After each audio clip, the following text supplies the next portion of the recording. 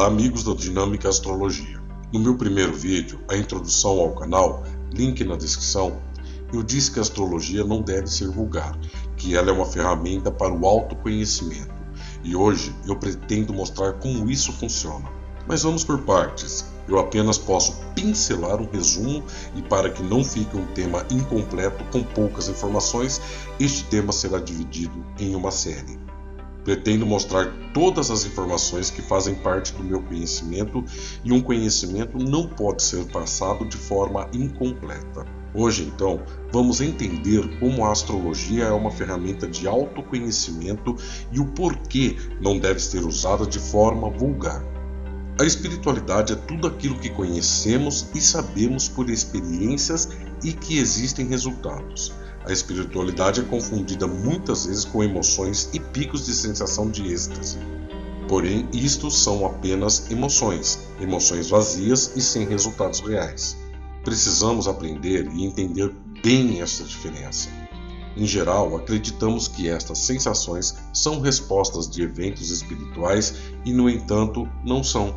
Se trata apenas de sentimento, emoções e sensações que não elevam, não ensinam e não fazem crescer. Mas o verdadeiro conhecimento vem de dentro. Ele gera também sentimentos e emoções, mas não como as descritas acima, e sim da satisfação de receber respostas reais daquilo que buscamos, lutamos e colocamos em prática. A verdade nua e crua de nossas verdadeiras potencialidades. Há milhares de anos existiu um homem que cresceu em espírito e por 3 vezes foi condecorado como mestre. Seu nome era Hermes, 3 vezes mestre. Hermes Trismegisto encontrou resposta de sua existência aplicada e expressou seu conhecimento em um tratado chamado Kybalion. Não sabemos exatamente o verdadeiro nome de Hermes ou se ele realmente existiu, porém o tratado sim existe e alguém 3 vezes sábio o escreveu. Neste tratado, Hermes descreve 7 princípios do conhecimento. Não vamos aqui debater nem falar desses princípios, mas eles são importantes para qualquer adepto do autoconhecimento, da iluminação e do verdadeiro despertar. Devido à sua importância, vamos dedicar um vídeo todo somente a eles. Mas devemos entender que Hermes iniciou um trabalho e que este não possui fim e está sempre em movimento. Através dos milênios de estudos do seu tratado, foi identificado 48 leis que regem a natureza. Essas são divididas dentro dos 7 princípios de Hermes em sua obra O Kybalion. Essas leis são leis naturais, então leis da física como gravidade, cinética, entre outras, fazem parte dessas leis. Mas o importante não é conhecer todas essas leis, mas somente aquelas que atuam no ser como função espiritual do autoconhecimento. Dentre estas, vamos abordar aqui as leis do 7, ou como são conhecidas as leis das oitavas musicais. Também veremos a lei do pêndulo e entropia, entre outras leis. Mas existe uma lei que atua sobre todas, não como uma lei superior, mas como algo que rege e estimula o funcionamento delas, a chamada lei dos astros, ou simplesmente a astrologia. Hermes não foi o criador da astrologia. Não existe um princípio conhecido para ela. Não se sabe de onde surgiu, mas que ela surgiu em diversas culturas quase que simultaneamente, de forma pouco diferente, mas em sua síntese tinha o mesmo objetivo: conhecimento. Mesmo sabendo que Hermes não foi o criador da astrologia, com certeza ele foi um dos pilares que solidificou este conhecimento e trouxe para mais perto do ser humano.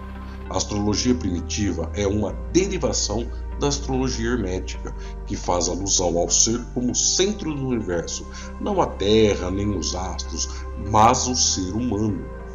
Em suas palavras, Hermes define que tudo que está acima está também abaixo, que o macrocosmo é igual ao microcosmo. Isso trouxe individualismo ao ser humano como uma joia primordial da criação, colocando como a parte mais importante entre Deus e o ser. Isso é facilmente explicado na máxima que mesmo Deus, para ser Deus, necessita ser adorado e sem a sua criatura não pode ser adorado. Por isso, de tão especial, a criatura é forjada à sua própria imagem e semelhança. Mesmo nos dogmas mais profundos da natureza da teosofia, o ser é o reflexo do Criador e parte dele, e com a maior dádiva que um ser criado. A imagem e semelhança poderia receber em amor de um Pai Criador, a liberdade. Esta liberdade, chamada de livre-arbítrio, define que nós, seres amados da criação, não somos vítimas ou joguetes do destino e muito menos dos astros. Que não existe destino, algo que é preparado para nos guiar até um local ou um momento. Isto quer dizer que não são os planetas que governam a vida, que não são as posições dos astros que moldam quem somos e como somos, mas eles são um indicativo de como somos e por que somos. A grosso modo, podemos definir que o ser humano é uma natureza divina, mas possui suas emoções nas trevas, controladas por egos. Os egos são apenas desejos vazios que controlam a nossa existência. Eles são parte da nossa existência, são reflexos de nós mesmos, mas a antítese da luz divina de nossa criação.